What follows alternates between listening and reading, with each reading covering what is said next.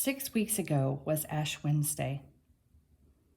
And if you were there that night, I likely marked your forehead with the cross.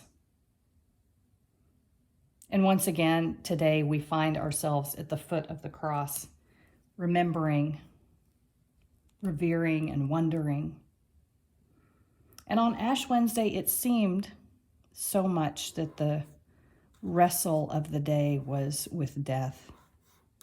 And today, indeed, it seems that as well. And yet you might remember that I talked on that night about a different kind of finitude. And today, indeed, I think is about a different kind of finitude that goes beyond death and will ultimately move us to new life. All people, all humans of all ages and all faiths and all positions of status worry about death. But they also wonder about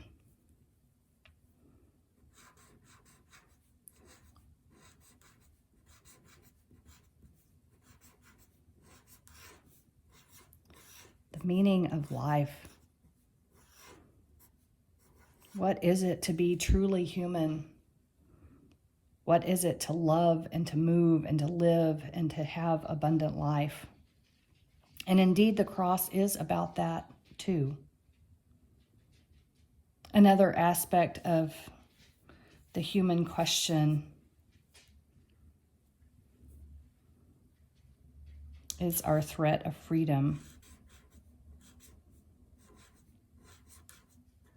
It is the gumption it takes to live in community, our individual rights versus the rights of the whole. What is our responsibility and what are we freed by? And then finally, another thing that all humankind wrestles with is aloneness. We're all born into this world alone, and we all go out of this world ultimately alone. On Ash Wednesday, I talked about our human struggle is not just with death, but with these other things. A quest for meaning of life, understanding our threat of freedom, and aloneness. Ironically, we talk about this a lot with people that practice godly play, folks that are trying to nurture children in their faith.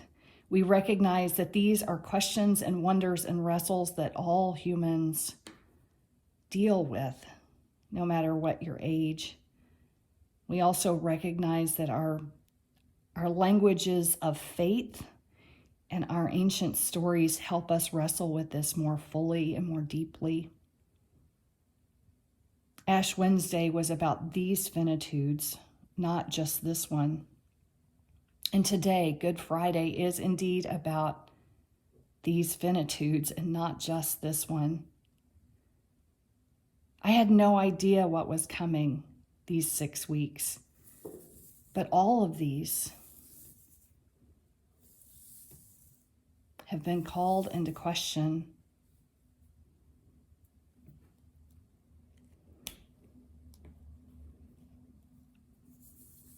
Even our ancient story that we hear today of the last hours of Jesus.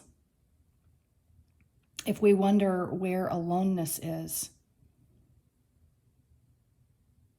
all we have to do is look to the foot of the cross, and there is Mary and the one whom Jesus loved. And we know that somehow that finitude is broken apart.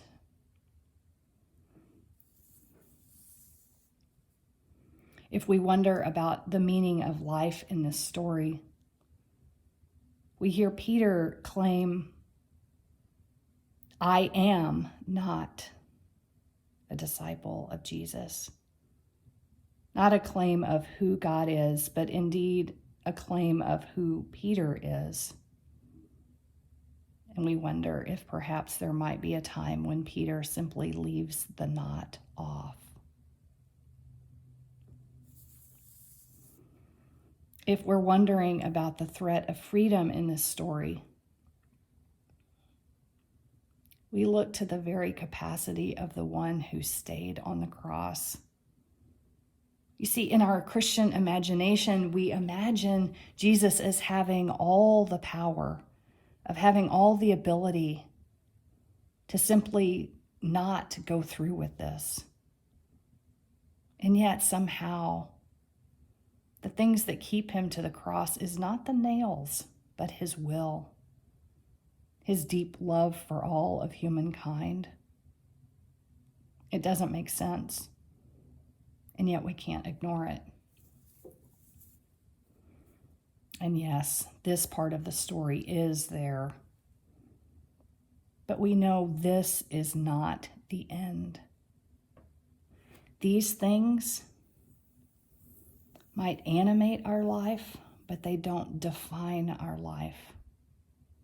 This is not the end because of this.